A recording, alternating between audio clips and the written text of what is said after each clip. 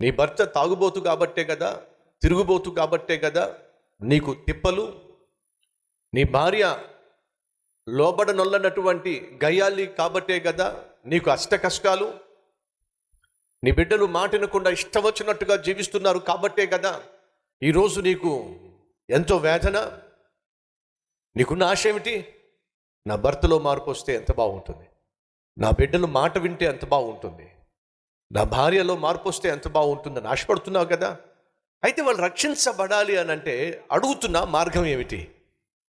తన కుటుంబము తాను రక్షించబడాలి అని ఆశించినటువంటి చెరసాల అధిపతి చేసింది ఏంటో తెలుసా? తన ఇంటికి పౌలును శీలను తీసుకుని వెళ్ళి, అయ్యా ఆ రక్షణ వాక్యాన్ని మాకు బోధించండి అడిగాడు. పౌలు శీల ఏం చేశారు? దేవుని వాక్యాన్ని చెప్పండి, అతనికిని అతని ఇంటి వారికిని వాక్యమును బోధించిరే.